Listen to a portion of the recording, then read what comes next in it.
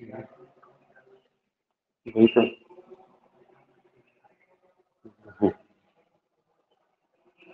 आ गया ध्रुव। हाँ ध्रुव। अच्छा, अभी अर्थशास्त्र पढ़े, थके तो नहीं हो अभी? अध्ययन पढ़ाई करें स्टार्ट? Yes sir. अच्छा, बहुत ही आवाज आ रही है। आ रही। कपिल, कपिल, आदर्श, माधवी, सभी को आवाज आ रही है ना मेरी? यस सर, आ रही है आवाज।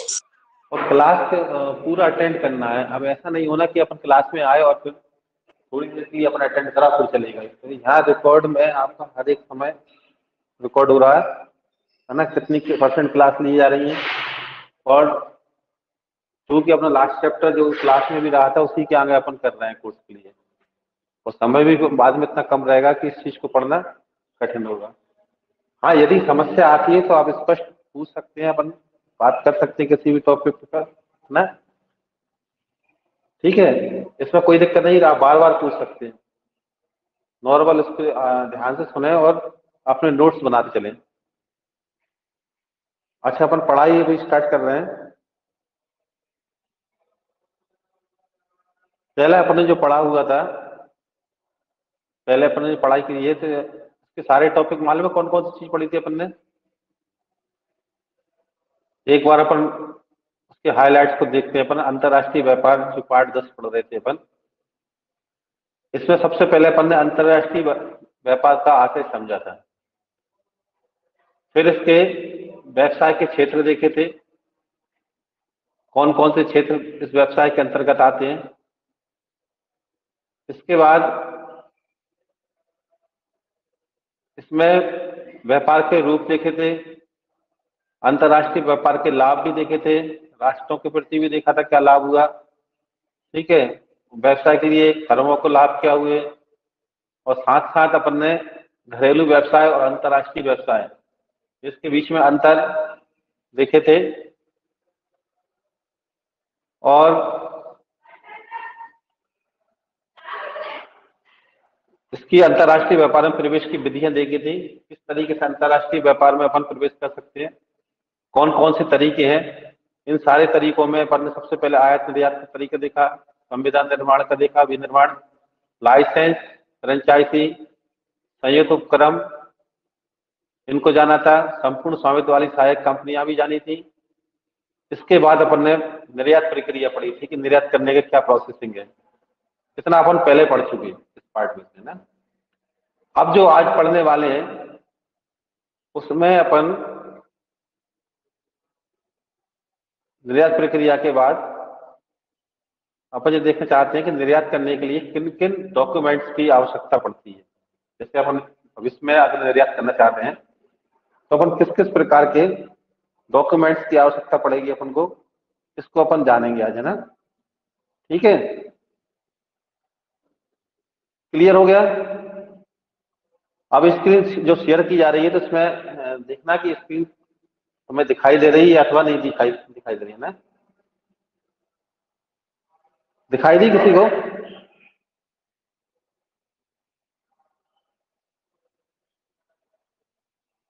स्क्रीन दिखाई दे रही है सभी को?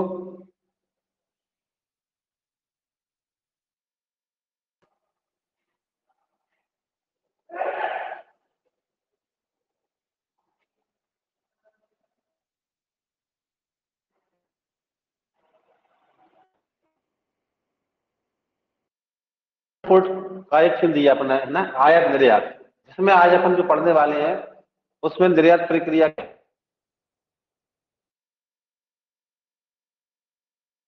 इन डॉक्यूमेंट्स के बारे में अपन जानेंगे ना। इसमें 3 प्रकार से डॉक्यूमेंट्स को, पहला वस्तु से संबंधित, दूसरा लदान से संबंधित, और भुगतान से संबंधित। इनकी सारी डिटेल भी अभी पढ़ते जाएंगे साथ साथ अपन। अभी अपन को जो देखना है उनके पूरा मेन मेन डॉक्यूमेंट्स के नाम, फिर एक एक डॉक्यूमेंट्स को अपन समझते जाएंगे। इसमें पहला डॉक्यूमेंट वस्तु से संबंधित जो डॉक्यूमेंट्स हैं,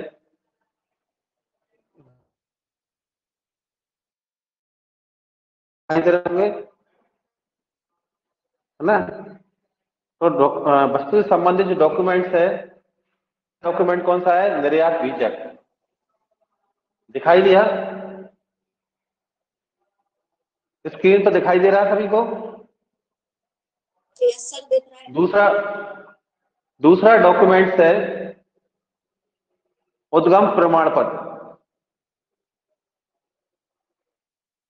तीसरा डॉक्यूमेंट्स जो है वो है निरीक्षण प्रमाण पत्र। और चौथा है पैकिंग सूची। ये सारे डॉक्यूमेंट जो है वो कार्य संबंधित है, वस्तुओं से संबंधित। इसके डिटेल भी पढ़ेंगे अपन साथ साथ आगे। दूसरा डॉक्यूमेंट था वो लदान से संबंधित था। लदान यानी जो जब माल भेजा जाता है, जो माल दूसरे को भेजते हैं, तो भेजते समय किन किन डॉक्यूमेंट्स को अपन देखेंगे। उसमें मैट्स रसीद, जहाजी बिल, वायु मार्ग प्रपत्र, जहाजी बिल्टी और समुद्री बीमा पॉलिसी। ठीक है, इन सभी चीजों को अपन देखेंगे। क्लियर हो गया? और तीसरा जो प्रकार है वो कार्य संबंधित है भुगतान से संबंधित। भुगतान से संबंधित डॉक्यूमेंट्स में अपन जो देखेंगे, पहला साख पत्र, दूसरा विनिमय पत्र, तीसरा बैंक भुगतान प्रमाण पत्र। इन 3 डॉक्यूमेंट भुगतान संबंधित को पढ़ेंगे, और 5 लदान संबंधी पढ़ेंगे, और 4 वस्तुओं से संबंधित डॉक्यूमेंट्स के जानेंगे। ये सारे डॉक्यूमेंट्स जो तुम्हें प्रिंट दिखाया जा रहा था, चाहो तो इस पे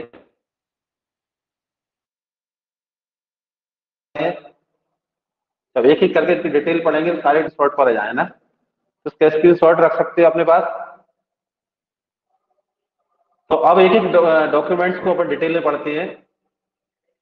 सबसे पहला डॉक्यूमेंट वस्तु संबंधित में अपन देख रहे हैं। डॉक्यूमेंट्स में सबसे पहला अपन ने पढ़ा निर्यात बीजक। बीजक क्या है? निर्यात बीजक उसको कहा जाता है जब विक्रेता माल के संबंध में क्रेता को क्या करता है? सूचना देता है।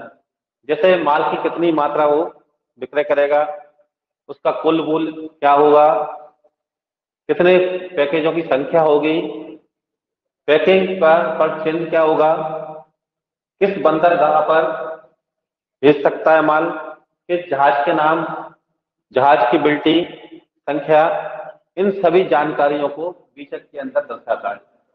एक बार फिर समझ लेना, निर्यात बीजक क्या होता है?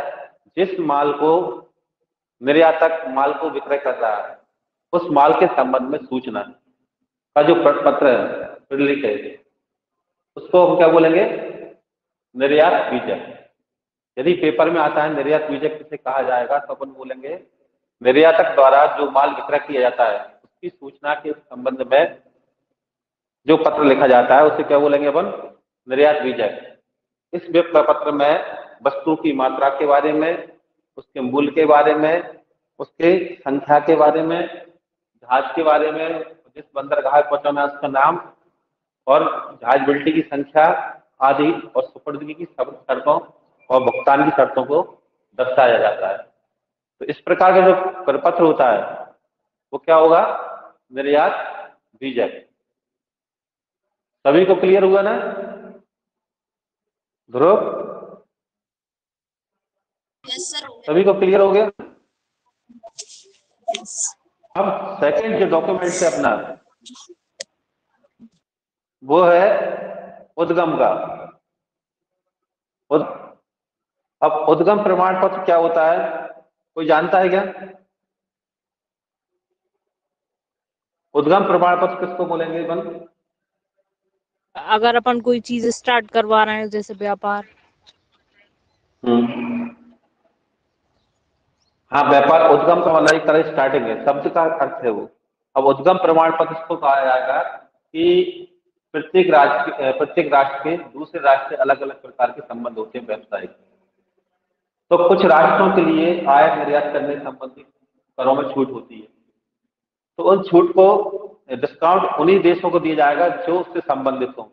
तो उसको प्रमाणित करने के लिए जो निर्यातक है उसे एक उद्गम प्रमाण पत्र देना पड़ता है कि वस्तु की मैन्युफैक्चरिंग किस राष्ट्र में हुई, किस देश में उसका निर्माण हुआ। यदि वह किसी डिस्काउंट या ऐसा कोटा सरकार द्वारा दिया जाता है जिसमें पाबंदी लागू ना होती है, तो वो उसका लाभ प्राप्त कर सके।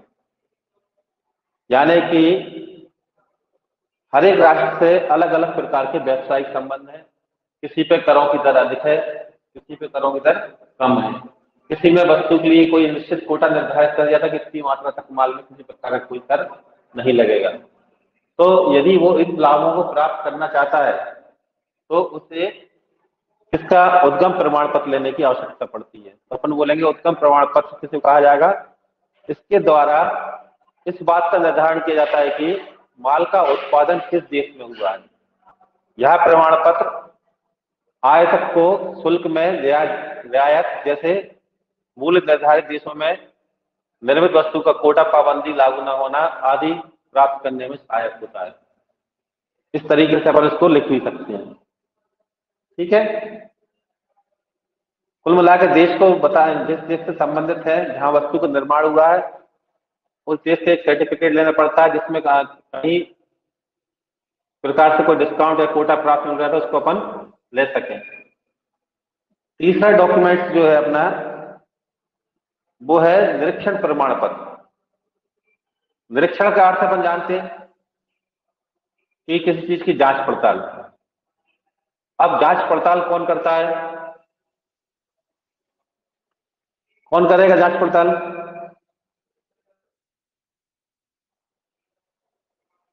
एक अपन एजेंसी का नाम बता रहे हैं, EICI। EICI वस्तु की गुणवत्ता निर्धारित करता है, जिसको कर रहे हैं तो वह वस्तु की गुणवत्ता कैसी है, इसकी जांच पड़ताल करने के लिए भारत सरकार द्वारा कुछ एजेंसियों का निर्माण कर दिया जाता है और उनसे सर्टिफाइड करा जाता है कि वो माल की गुणवत्ता उचित है, एक्सपोर्ट करने लायक है। ठीक है, उसमें से एक उदाहरण हमने तुम्हें काय का बताया आज, EICI का। ये भी एक एजेंसी है जिसका फुल फॉर्म है express industries council of India. ठीक है, ये उन मेंबरों को रिप्रेजेंटेट करता है जो इंटरनेशनल व्यापार में अपना घरेलू सामान वगैरह को विक्रय कर रहे हैं। ठीक है, उदाहरण अपन ने बता दिया, किसी कोरिया को चावल वगैरह एक्सपोर्ट इंपोर्ट कर रहा है, इसकी गुणवत्ता करना है तो ये EICI एजेंसी काम करती है। तो निरीक्षण प्रमाण पत्र में अपन को जो लिखना है उसमें लिखेंगे उत्पादकों की गुणवत्ता सुनिश्चित करने के लिए सरकार ने कुछ उत्पादों का किसी एक ऐसी अधिकृत एजेंसी का निरीक्षण अनिवार्य कर दिया। ठीक है, मतलब एजेंसी का निर्माण किया है जो उन वस्तुओं की क्या करेगी, जांच या गुणवत्ता के बारे में जांच पड़ताल करेगी। वो कौन करता है? जी सरकार। और ये अधिनियम किसके अंतर्गत आता है? निरंतर निरीक्षण अधिनियम 1963 के अंतर्गत इसका निर्माण किया जाता है ना। ठीक है, तो इसकी जो मुख्य हाईलाइट चीज है कि किस नियम के अंतर्गत इसको बनाया गया था, तो अपन लिखेंगे और किसने बनाया था। तो भारतीय निर्यात निरीक्षण परिषद द्वारा अधिनियम 1963 के अंतर्गत इसका निर्माण हुआ, जिसका कार्य था ऐसी एजेंसियों का निर्माण करना जो भारत में निर्यात करने उत्पादन निर्यात करना है उनकी गुणवत्ता की जांच कर सके।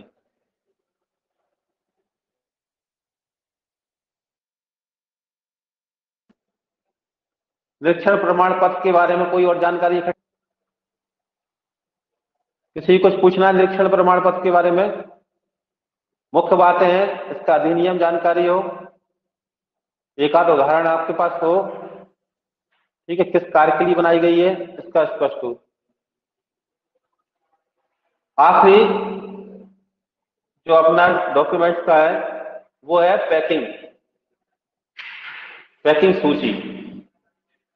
पैकिंग सूची हालांकि सरल शब्दों में ही है, यहाँ एक ऐसा प्रलेख होता है, प्रलेख का अर्थ समझ गए ना, डॉक्यूमेंट्स को ही बोल रहे हैं अपन शुद्ध हिंदी में।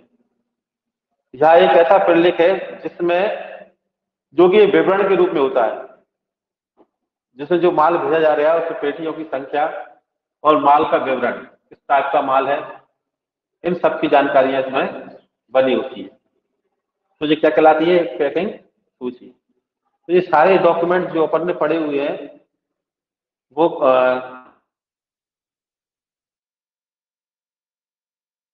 कितने प्रकार के पढ़े हैं अपन ने, 4। निर्यातक बीजक, उद्गम और निरीक्षण प्रमाण पत्र और पैकिंग सूची। वस्तु से संबंधित प्रमाण पत्रों के बारे में जानकारी सभी को मिल गई।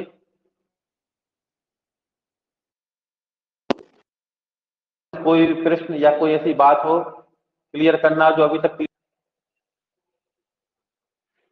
सर पैकिंग बता दो एक बार। पैकिंग एक ऐसा प्रलेख है जिसमें जो माल निर्यात किया जा रहा है उससे संबंध, मतलब कितना माल है भेजा जा रहा है उसकी मात्रा संख्या के बारे में दिखाया जाए, और माल का विवरण कहा जाए कि किस टाइप का माल है, माल की तो कौन सा माल उसे भेजा जा रहा है। इसका जो विवरण जिस सूची में मिलेगा उसको पर क्या बोलेंगे, पैकिंग सूची। लेबलिंग करते हैं जो माल सामान के लिए, ऊपर से लेबल लगाते हैं ना, एक स्लिप चिपका दी जाती है जिसमें पूरे सामान की एक डिटेल लिखी होती है। ठीक है, जैसे अपन कोई सामान लेते हैं उसके रेपर के बाहर एक स्लिप लगा दी जाती है ना, जिस सामान के पूरे में क्या क्या उसमें मिला हुआ है, क्या चीज है, एक वो कराया जाती है ना। अब दूसरा, लदान से संबंधित पढ़ेंगे अपन प्रलेखों के बारे में। लदान मतलब जब माल भेजा जा रहा है, माल लदाते हैं अपन, तो उसे लदान संबंधित बोलेंगे। तो इसमें पहला डॉक्यूमेंट है जहाजी बिल। जहाजी बिल किसको कहा जाएगा, इस प्रलेख के आधार पर कस्टम द्वारा माल के निर्यात की अनुमति प्रदान की जाती है। जो कस्टम ऑफिस होते हैं बंदरगाह पर, बंदरगाह जानते हैं किसको कहा जाएगा, जो जहाज, जहां पर जहाज खड़े होते हैं अपने रेलवे स्टेशन वगैरह को, रेल जहाँ रेल खड़ी होती है रेलवे स्टेशन बोलते हैं, बस खड़ी होती है वहां पर बस स्टैंड, और जहाँ जहाज खड़े होते हैं वहां पर बंदरगाह कहा जाता है। वहां पर एक कस्टम ऑफिस होता है। ठीक है, समझ में आ गई, कस्टम द्वारा माल के निर्यात की अनुमति दी जाती है। इसमें निर्यात किए जा रहे माल का पूरा विवरण होगा, जहाज का नाम होगा, निर्यातक का नाम होगा, अंतिम स्थान जहां से पहुंचना है, किस माल देश में से पहुंचना है उसे बोलेंगे अंतिम गंतव्य। जहां माल पहुंचाया जा रहा है तो उसको अपन क्या बोलेंगे, अंतिम गंतव्य। देश का नाम का पूरा ब्यौरा होता है, और कौन देगा इसको, कस्टम अधिकारी। ठीक है, और रसीद देगा, रसीद का मतलब क्या होगा, उसने अनुमति दी है कि इस प्रकार के माल को अपन क्या कर सकते हैं, एक्सपोर्ट कर सकते हैं। तो इस रसीद का नाम क्या कहा जाएगा, जहाजी बिल। क्लियर हो गया, जहाजी बिल किसको कहा जाएगा।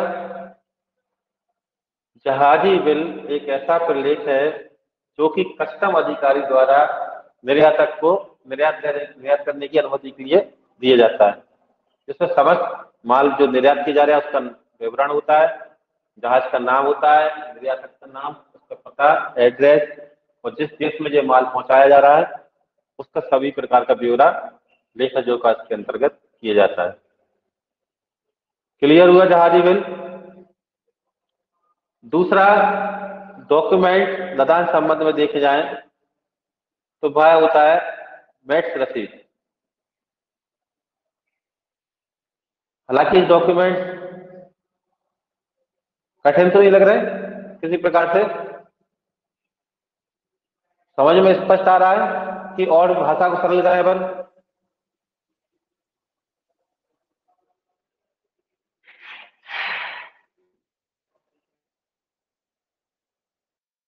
सरल तो नहीं करना किसी प्रकार से। इसी का खुशबू, श्रेयांशी, सभी को समझ में आ रहा है। सर आ रहा है। ठीक है, अपन इसको आगे बढ़ाते हैं। मैट रसीद के बारे में जान रहे थे अपन कि मैट रसीद क्या है। यह रसीद जो है जब माल अपन जहाज पर चढ़ाते हैं, जब जहाज को माल सौंप दिया जाता है, तो जहाज में एक कप्तान होता है, उसके द्वारा एक रसीद दी जाती है कि उसने सुपुर्दगी, माल की सुपुर्दगी ले ली, तो वह कप्तान क्या करेगा, एक रसीद को देगा। इसी रसीद का नाम वैट रसीद होता है। ठीक है, यह रसीद जहाजी कप्तान, और जहाजी कप्तान के दूसरा नाम क्या होता है, मैट। मैट द्वारा माल के जहाज लादने के बाद निर्यातक को जारी कर दी जाती है। इसमें जहाज का नाम होगा कि जहाज में माल रखा है। जैसे आजकल अपन देख रहे हैं ट्रेनों के नाम होते हैं, बसों के भी नाम होते हैं, ऐसे कई जहाज है। ठीक है, किस जहाज में रखा गया है, उसमें पूरे कितने प्रकार के पैकेट रखे गए हैं, कितना माल उसमें बताया गया है, और उस पर चिन्ह भी अंकित करा जाता है, और जहाज में लदान के समय माल की स्थिति कैसी थी, इसका पूरा विवरण इस रसीद के ऊपर प्राप्त होता है। ठीक है, माल जिस कंडीशन में होगा उस कंडीशन को भी दर्शाएगी रसीद। इसको क्या बोलेंगे अपन, मैट रसीद। यदि पेपर में आता है मैट रसीद समझाइए, तो अपन क्या बोलेंगे, जब माल निर्यातक द्वारा जहाज में माल लाद दिया जाता है, तो जहाज के कप्तान या मैट द्वारा एक रसीद प्रदान की जाती है, जिसमें पैकेज जो डाल रखे गए हैं, लदाए गए हैं, उसका पूरा विवरण, उस पर अंकित चिन्ह भी लगाया जाता है, किस प्रकार का माल है। ठीक है, उसकी पैकिंग क्या स्थिति है, इन सारी चीजों को दर्शाया जाता है। तो इस प्रकार की जो रसीद है, वो रसीद क्या कहलाएगी, मैट रसीद। क्लियर हो गया। इसके बाद तीसरा डॉक्यूमेंट जो अपन देख रहे हैं, वो है जहाजी बिल्टी। जहाजी बिल्टी किसको कहा जाता है, यह जो प्रलेख है वो क्या होता है, जहाजी कंपनी द्वारा जो जहाज पर माल प्राप्ति की रसीद है, मतलब जो माल जहाज पर लादा गया है, उसको माल प्राप्त करने के लिए एक रसीद होती है। साथ ही गंतव्य बंदरगाह, गंतव्य का समझ गया, जहां माल पहुंचाया जा रहा है उसे गंतव्य बोलेंगे। गंतव्य बंदरगाह मतलब जहां माल जिस बंदरगाह पे पहुंचाया जा रहा है तक ले जाने की एक शपथ भी होती है कि बस गारंटी ले चुका है कि जो माल लादा गया है, जिस स्थान पर पहुंचाना है, वह उस स्थान तक उस माल को पहुंचा देगा। ठीक है, यह बेचान और सुपुर्दगी द्वारा स्वतंत्र रूप से हस्तांतर नहीं है। मतलब जैसे अपन रुपए को एक हाथ से दूसरे स्थान पर अपन उपयोग करने के लिए सकते हैं, तो जो कागज है, जहाजिबिलिटी है, उसको भी अपन किसी अन्य व्यक्ति को सौंप सकते हैं कि वो जिस व्यक्ति के हाथ में बिल्टी होगी वह माल की सुपुर्दगी प्राप्त कर सकता है। इसलिए इसको क्या बोल सकते हैं, हस्तांतरणीय। मतलब एक ऐसा डॉक्यूमेंट है कि किसी भी व्यक्ति के हाथों में सौंप दिया सकता है, और वह व्यक्ति जिसके पास बिल्टी है वह माल की सुपुर्दगी ले सकता है। सुपुर्दगी का समझ गए ना, माल को प्राप्त कर सकता है। ऐसा नहीं कि कोई पर्टिकुलर या विशेष व्यक्ति को यही माल दिया जाए, जो व्यक्ति बिल्टी लाएगा जहाजी बिल्टी, उसी को माल का अधिकार या माल सौंप दिया जाएगा। ठीक है, तो जहाजी बिल्टी समझ में आ गया। अब वायु मार्ग विपत्र भी होता है। वायु मार्ग विपत्र में जैसे जहाज से माल पहुंचा रहे हैं तो जहाजी विपत्र था। कई बार विदेशी जब सामान आता है वो हवाई जहाज के द्वारा भी आता है, वो भी जब हवाई जहाज कप्तान रसीद देता है, तो जहाज के माल प्राप्ति के लिए संबंध में रसीद दी जाती है। तो वो रसीद क्या कहलाएगी, वायु मार्ग विपत्र, जिसमें माल का किस हवाई अड्डे पे पहुंचाया जाता है, यानी गंतव्य हवाई अड्डे तक ले जाने का बचत है, शपथ है ना। जैसे जहाजी बिल्टी काम कर रही है, ठीक उसी प्रकार से वायु मार्ग विपत्र होता है। बस फर्क कितना है, वो जहाज पर माल लाते समय जिस स्थान देता है ना, दिया जाता है जहाजी कंपनी द्वारा, और इसको हवाई जहाज की कंपनी देती है। ठीक है, तो माल दोनों माध्यम से पहुंचा सकते हैं एक्सपोर्ट पर। ठीक है, तो जिस हवाई अड्डे तक इसको माल को ले जाना होता है, वहां तक के ले जाने के वचन संबंधित जो रसीद या विपत्र दिया जाता है, उसको अपन वायु मार्ग विपत्र कहा जाता है।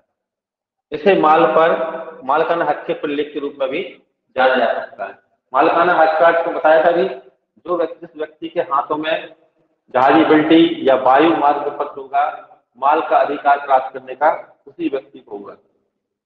ठीक है, जिसके हाथों में जहाँ की बेटी है वही क्या होगा, माल का मालिक। तो इसीलिए इस पेपर को क्या कहा जाएगा, मालकाना हक का प्रलेख भी कहा जाता है ना। ठीक है, कि वो किस व्यक्ति का सामान है तो उसको पहचानना तो कठिन है।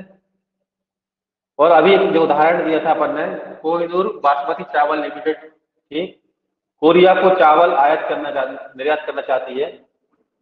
तो इसमें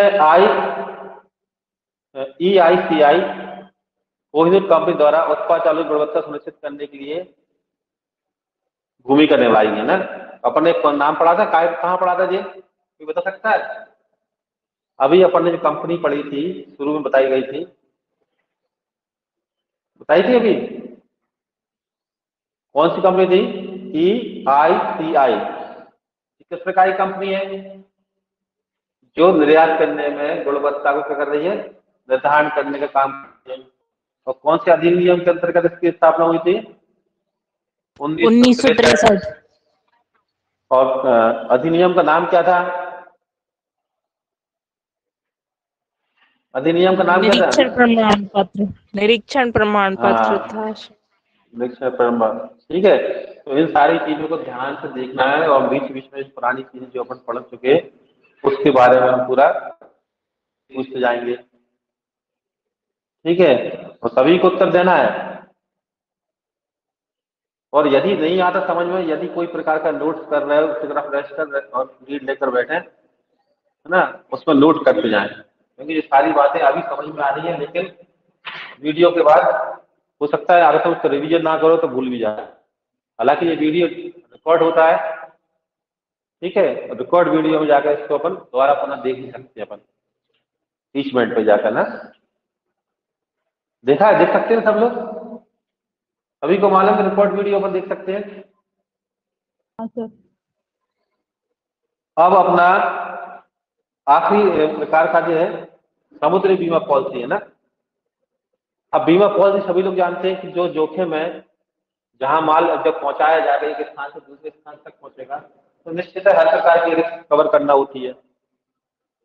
तो रिस्क कवर करने के लिए वो बीमा कंपनी से क्या करती है, अनुमति देती है, और उसके बदले में कोई शुल्क भुगतान करती है। तो इस प्रकार जो पत्र बनता है उसे क्या बोलेंगे, बीमा पॉलिसी होता है। लेकिन समुद्र से संबंधित यात्रा करते समय संकटों से बचाने के लिए जो रसीद ली जाती है वो कौन सी कहलाती है? समुद्रिक बीमा पॉलिसी।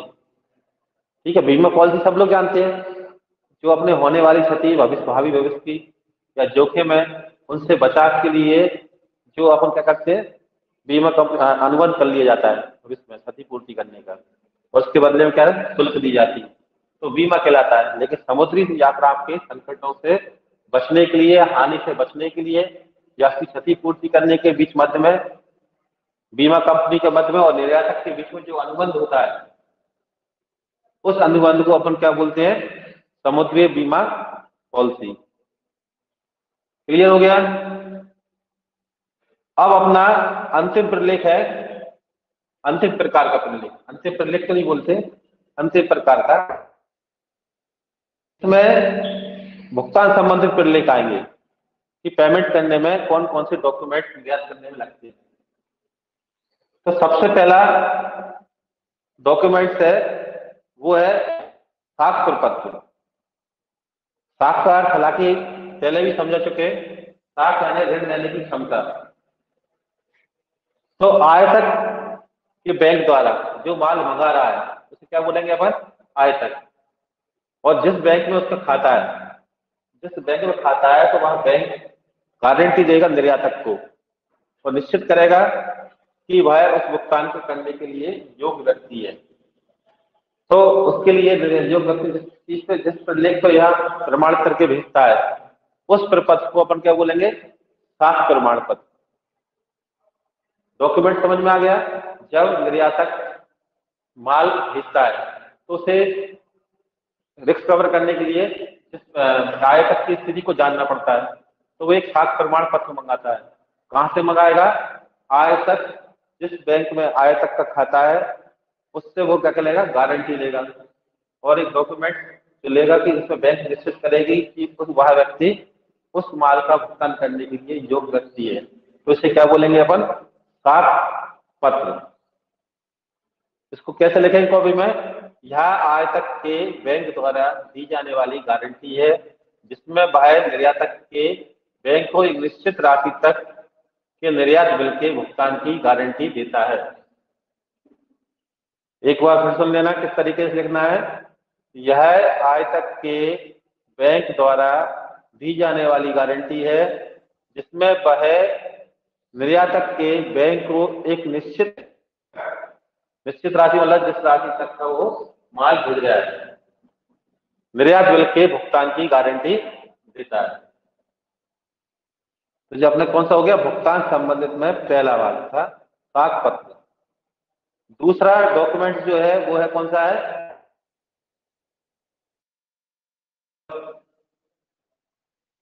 कौन सा पत्र है, विनिमय।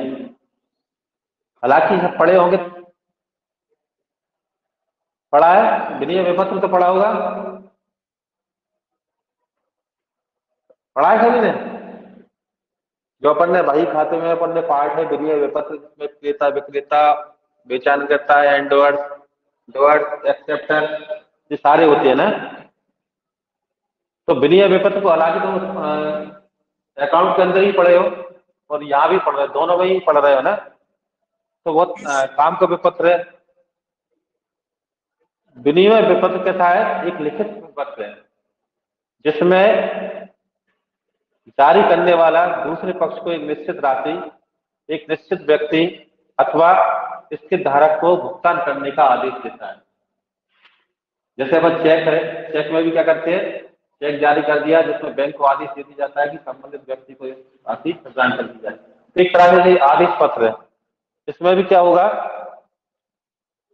ऐसा प्रपत्र दूसरे पक्ष को क्या करता है, एक निश्चित राशि, एक निश्चित व्यक्ति को या कोई सा निश्चित धारक भुगतान करने का आदेश देता है। तो आयात निर्यातक लेन देन में निर्यातक द्वारा आयातक पर लिखा जाता है। कौन लिखेगा, आयात निर्यात के लेन देन में या किसके द्वारा लिखा जाता है, निर्यातक द्वारा आयातक पर लिखा जाता है। ठीक है, क्लियर हो गया। अब तीसरा, बैंक भुगतान प्रमाण पत्र। बैंक भुगतान प्रमाण पत्र किसको कहा जाएगा,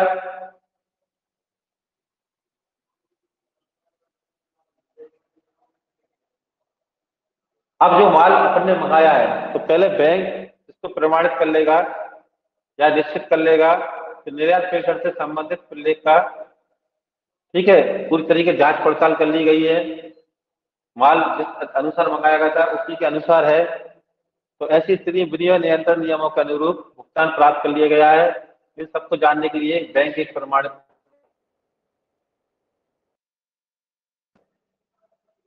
ठीक है, तो इसको क्या बोले कि बैंक भुगतान। कुल मिलाकर जो आया था वो सेटिस्फाई हो गया कि जो माल भेजा गया वो उचित है और उसको प्रमाण पत्र प्राप्त कर लेगा। क्लियर हो गया ना। ये तीन डॉक्यूमेंट कौन से थे, डॉक्यूमेंट भुगतान संबंधी, हो गया क्लियर।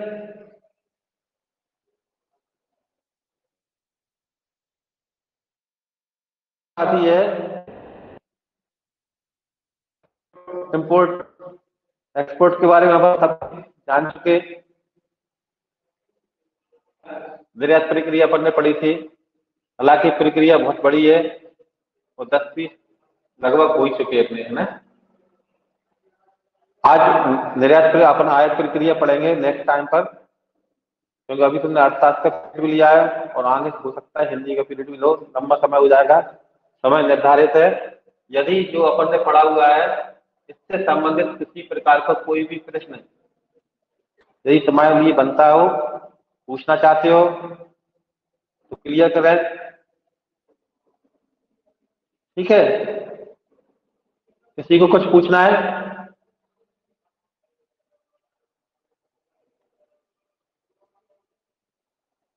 माधवी रघुवंशी, जो अभी समझाया गया वो क्लियर है सर। हाँ, प्रतीक्षा गौर, प्रतीक्षा आवाज आई मेरी? Yes sir. सारे जो अभी पढ़ा है समझ में आ गए सारी चीजें?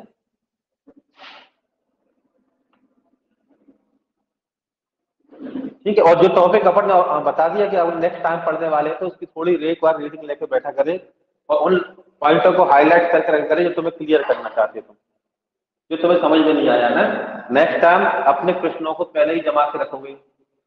यदि जो जिस टॉपिक को पढ़ने वाले हैं उससे संबंधित जो भी प्रश्न तुम्हारे बनते हैं या ब्लू प्रिंट के अनुसार तुम्हें क्लियर करना है कि इतना प्रश्न है, इस टॉपिक में इस टाइप का प्रश्न बन गया था, इसका आंसर इस तरीके से दें, तो सारी चीज डिस्कस करना जरूरी है सब्जेक्ट में, तभी तुम्हारा नॉलेज बढ़ पाएगा ना। नहीं तो हम तो अपना बोल चले गए और तुम चले जाओगे। ठीक है, आज के लिए अपना इतना ही है, क्लास ऑफ करें आप? ठीक है।